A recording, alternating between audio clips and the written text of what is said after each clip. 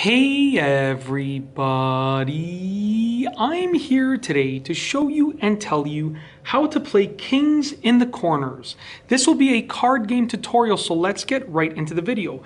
Kings in the Corners is a really fun game and it's also really easy to play. For this example, I'm going to be playing with 4 players imaginarily.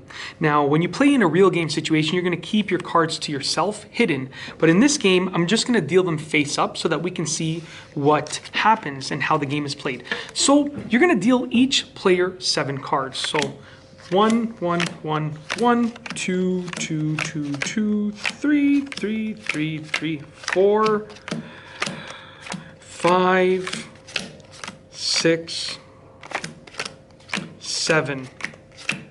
Okay, the remainder of the cards go in the middle like that. Okay, now like I said, every player is going to look at their own cards, but I'm just going to play them face up just to make it a little bit easier to know how the game is played. So just give me one moment. We're going to face up all of the cards to make it nice and simplistic. All right, and then with the remainder of the cards in the middle, you're going to flip over 4 cards, 1 on each end of the deck. Okay, now like I said, I'm going to move the camera just a little bit down so that you can see the rest of what's going on over here. Maybe a little bit to the side. There we go. That's a little bit better. So you're going to flip 1 card face up on each side of the deck. These are going to be your starting cards.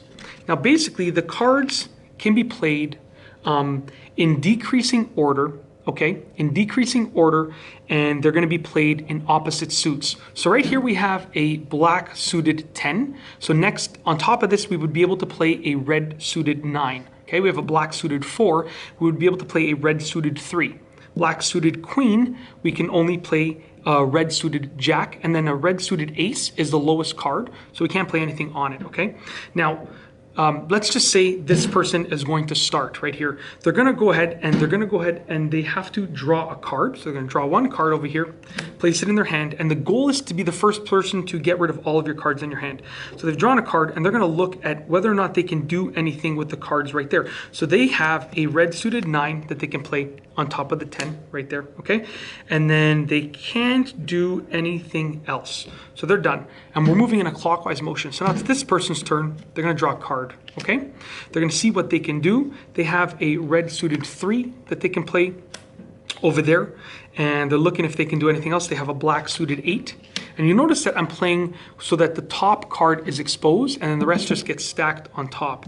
So they're continuing to look if they can play anything, and it doesn't look like they can, so they're done. It's this player's turn now, and I know you can't really see their cards, but just bear with me. Okay, so now they've drawn a king. Now here's the interesting thing about a king. If you have a king, you can place a king in the corner and use this to continue playing with other cards. So they've placed their king in the corner and they're looking if they have any other opportunities, and it doesn't look like they have any opportunities to play anything. So now it's this person's turn. Okay, so you keep going around and your goal is to get rid of all of your cards. So now they're looking, they see that they have a jack that they can play on top of this queen right here. You can see it's alternating from a black suited to a red suited. Okay, they can play this red 7 on top of the 8 right there, and they're looking if they have any other opportunities, and they don't. Now what you can do, and I'll just keep playing, okay, what you can actually do is you can take an entire pile and move it to another pile if it makes sense, and that will open up a space. So I'll demonstrate that in a moment, because right now I'm just seeing if I can play anything else, and I can just play the black 2 right over here, and that's it. So now it's this person's turn. Okay, they've drawn a card, and what they're going to do is they're going to play their 6 on the 7. They're going to open up their king in the corner over here, and that's going to allow them to play their queen like this. Okay, now we're looking if we can make any more moves, and at this point we can't. But what I'm going to do now is I'm hopefully going to be able to free up a pile, which we can. So I just realized right now, I should have probably done this before, but this ace can actually, so whoever has a turn where they notice this, they can move this ace on top of the 2. So we move the whole pile and that opens this up. So right now, because this is open, we can actually go ahead and we can play, we can play a card of our choice into that pile over there. So we played the queen right there and then the jack right there, okay, just like that. And it's going to continue going on and on and on. And once someone has gotten rid of all of their cards, so let's say this person gets rid of all their cards. So they've discarded all their cards into the piles, right? The round is over. Now you tabulate the number of points in each person's hand that they have remaining. So here's how it works. When you get points, it's actually bad, because when you get points, it means that you lost the round with a lot of cards left in your hand. Every king counts as 10 points that's remaining in your hand, and every other card counts as 1 point. So this person, for instance, they have 4 non-king cards. So they would end up with 4 points that round.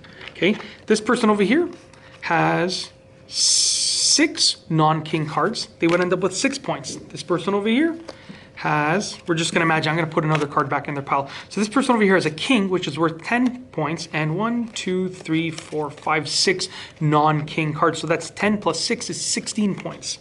So you're going to keep playing rounds until one player reaches a predetermined total. So you can choose a number that you're playing to. Let's say you choose 30, okay? When one player reaches 30, then you look at the points that all of the players have accumulated throughout the entire game, and whoever has the fewest points wins. Because remember, points are bad. When you get points, it means that you did not win a round and you had cards, a significant amount or value of cards left in your hand. So the more points that you get, the worse that you are in this game. It's the opposite of how you're used to playing games. So basically, at the end of the day, when you reach that predetermined, when someone reaches that predetermined point total, whoever has the fewest points is actually the winner. That's it. It's a really fun game. I promise you. Basically, you just keep moving cards into the piles, and if you have a king, you can open up a king on the corners. That's really the game. Yeah, and you try and get rid of all of the hands and all of the cards inside of your hand at any given moment. That's it. If you like this video, please be sure to give it a thumbs up. Let me know what you think down below as a comment, and of course, be sure to subscribe for more great videos just like this one. And that's all I have for you today.